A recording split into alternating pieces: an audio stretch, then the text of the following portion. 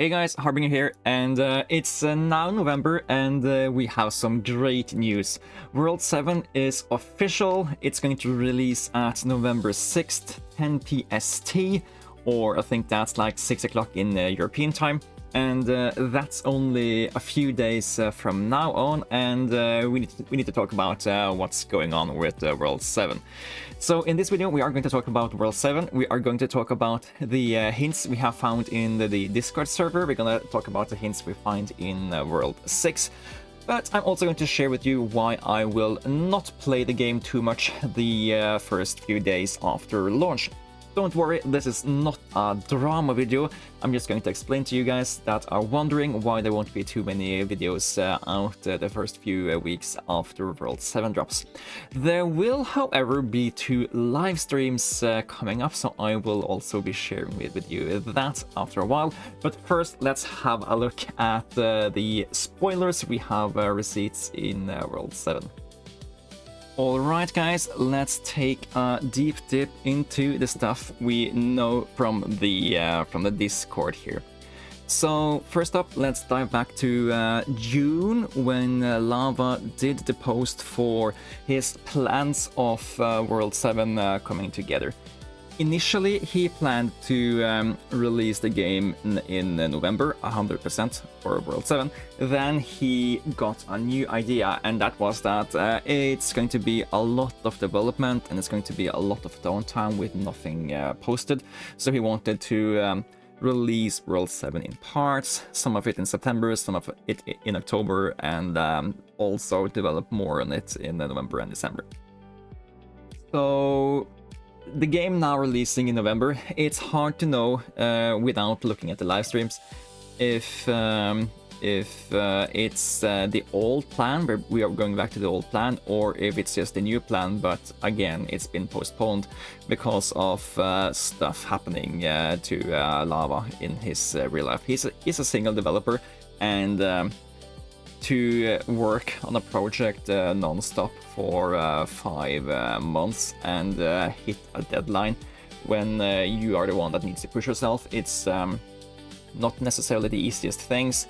There could be unexpected bugs, unexpected things to have to work through in development, and just remember that for every new skill, for every new stuff added in this game, it also has to interact with all of the different stuff added earlier.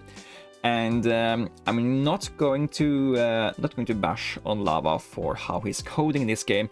I'm just expecting the code behind the game to be a little bit more spaghettier than it would have been if a larger team had developed the game. So a lot of the stuff that goes into developing World 7 will just take a lot more time than you might anticipate. So it's hard to know if it's the full World 7 releasing now, or if it's just the 50%. I guess we'll have to see that at launch, unless some of you already know that. Then you can put it in the comments below, and I will highlight that if that is true. So I'm excited for Thursday. It's going to be great, but what do we know about the game? One thing we know about the World 7 is that it's going to be centered around underwater stuff. We have all sorts of different fish in all of the images that are posted. So we think it's centered around Atlantis and underwater, in general, underwater stuff, underwater mythology. So we are expecting to see a lot of cool underwater creatures, and it fits nice into a team. It's unlocking a lot of sprite options that Lava hasn't been able to work with before, except for the fishing skills. And when you go to the right of the beanstalk in World 6 Town, we see this beach over here. Clearly, we're taking a few steps down from World 6 into the water. The World 7 gem is a big blue orb, looks kind of like water, and there's just a lot of reef stuff here. So we're kind of very confident that it will be underwater based on this. and a lot of the future stuff also just confirms that. The Riptide raffle for the summer event, where you can win this rare pet, is just another example of that. He is a fish skeleton, so he might be closer to the boss or something, or maybe he's just a regular pet and he's not an NPC. But yeah, we will see in the future. What more do we need to look at? We need to also look at the other images coming out here. A big snail. I'm guessing this is an NPC that wants you to do quests of some sort. These, I think, are just regular mobs. Guessing this dual fighting crab here is just an NPC. Guessing that this fish here is it's either a dead but living fish, and that's like the theme of the NPCs here, that there are fish that should be dead but they are alive. Or maybe this is just a regular fish and this is a part of the death animation. Hard to say. But this is one of the skills in the World 7. We think it is related to dungeoneering, and my expectancy is that it's I'm expecting it to be somewhere in between the World 6 sneaking skill, where you have all of your guys. They are out in a dungeon doing stuff. You can equip them with dungeoneering gear, and it's kind of like that. And I'm guessing also you spend 4 hours to chop down these rocks so you can enter the hole, kind of like these Facebook time wasting games, which is perfectly reasonable to have inside of an idle game, but not as a core mechanic in an entire game. So I think it's perfectly well placed in this game if that's the case. So I'm expecting you to have adventuring gear on these guys and send them into dungeons, and I'm also expecting for it to be some kind of Stardew Valley interaction based on some of the GIFs posted later, like here. You can exit the dungeon at some sorts, and you need to delve deeper into the dungeons. It feels like Stardew Valley vibes for me here. And of course there is shopping in there, so you can buy more stuff. Of course you need to buy upgrades, that's the entire game. And guessing that the first cavern level is the Pebble Cove. So yeah, we kind of confident that the one of the mini games is this dungeon stuff. And we can read a little bit about the concepts of the new skills here. But yeah, it's going to interact with a lot of the earlier stuff as well, which means that it's going to be it's going to take time than that, because like he's saying, this skill will be 1.5 times bigger than the previous biggest skills. And yeah, it's like if you think summoning is pretty big, if you think farming, it does a lot of stuff and takes a lot of time to finish. And yeah, gone are the days where alchemy is also a pretty big skill. Construction is a pretty big skill, unlocks a lot of stuff. So no doubt there will be a lot of new content added, and if all of the content is going to be larger than all of the previous contents, we understand why it's taking a lot of time. Then we need to take a look down here at some more of the other sprites added. And yeah, quest items, maybe. This might be a big one. Well, we have been seeing the final part of gaming not being unlocked for the longest amount of times. Let's just have a look over here. Currently it says requires level 999. I currently have gaming to 60 on all of my characters, so I'll have like I'm like half on the way to hit the 5,000 cap.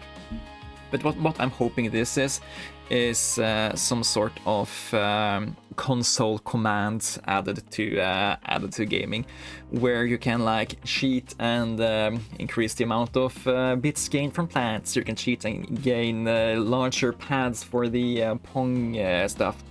Make the ball slower when the ball comes to you and faster when you go there. Stick up the enemy board and some sort of stuff. I just hope that this will be cheats or of some sort, because I feel that that's the final stuff from gaming we just haven't had yet, that I have been expecting. And yeah, also some more stuff added here. You can read, you just go to the Discord if you want to read all of this stuff by yourself. There is one more really big thing that has been added that I want to talk about, and that is coming pretty soon here, and it's this part here. Was shown off in the late parts of September, and it looks like something that has been on my mind for a long time, and that is, I'm guessing that this is some sort of trophy case. We got the golden beanstalk for all of the golden food, and I think this is just a similar thing for trophies, where you can show off all the trophies you have gotten and get the bonuses of all of them. This is great for several reasons. Most importantly, it allows you to not only try to grind the best trophies, but and you grind a lot of them so you can have them on all your characters, but it also allows you to get some kind of bonuses for grinding out the trophies you don't have that is just objectively worse than the ones you have. And I think all items added to the game should give you some benefits if you don't have them and grab them out, other than just being another point on the tome and another point on the slab. So especially since trophies are decently hard to get, I like that we're getting that. Also, the same thing is being added for name tags. Don't know if I am as happy about this as I am for the trophies. The trophies are mainly granted to you for achieving great things, while the name tags are more hidden behind you had to participate in this event, you had to buy this pack, and you had to win this at a specific event. And I don't love that. Hopefully what this means is that since you're getting bonuses based on how many of these you have, it should mean that things you haven't been able to get in the past, it should come around so you could attempt to get them once more in the future. At least I hope that that's at least one good thing we can look out for here. And it looks like it's this butler here, Godfrey, that is going to help us gain all the bonuses from our name tags and the trophies. Also, the chip that is doubling star signs in Quick Ref, it will instead of doubling only the stuff you have active, it will double everything once you have unlocked that, which means that we don't need access to star signs in Quick Ref anymore, and it's going to be replaced with access to the mini games with the owl and the kangaroo. Don't know if I'm too happy about that, but I guess it's going to be really nice to not have to jump over to these maps all the time. But for me, it's like 2 months in between every time I need to check on these guys to buy the next stuff. So it's how relevant is this for people after they have been done with this thing? I guess in the early game it's quite nice for you to get the additional bonuses without having to spend teleports to run back there all the time. So yeah, I guess it's not the worst thing in the world. So yeah, World 7 coming out pretty soon. Are you guys hyped or what? I am looking forward to it, but yeah, there is that big but coming up.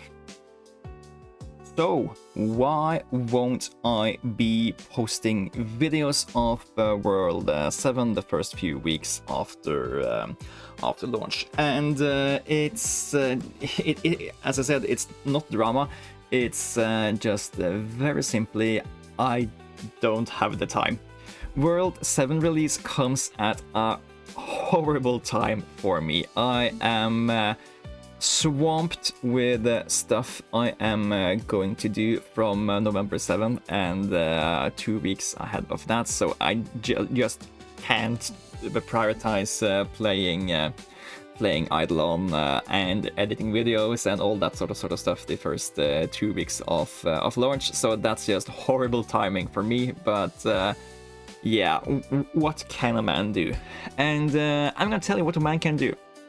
A man can compensate by having 2 live streams, and I will do one of the live streams tomorrow. It's going to be, I'm hoping to do it at 8 p.m. European time, which is like 8 in the evening if you live in the European mean time thing.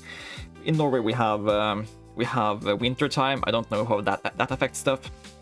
But yeah, I will post a live stream the 2nd of November. If you can't catch it live, you can watch it later. I will also do my utterly most to hopefully achieve to have a live stream at the World 7 launch. I won't be able to edit it down and make a video out of it later, but if you want to discover World 7 together with me, I will do a live stream when World 7 drops, and hopefully we will have a jolly good time together at World 7 at Thursday. But after that, it's going to be a little while until I can do more IdleOn stuff. Don't worry, I do post a lot of other stuff if you still want to hang out and hear me talking about other games while you're playing IdleOn. I play a lot of board games on Board Game Arena, and I post videos on stuff and other games I like every day, so feel free to check out my other stuff too. And with that, I would like to thank you guys for watching this video of the World 7 announcements. I am just a few thousand of these dark lanterns away from finishing the Mittens of the Gods, just in time to hit World 7 with them. But yeah, what are you guys' projects to do up until World 7 drops? Let me know in the comments below.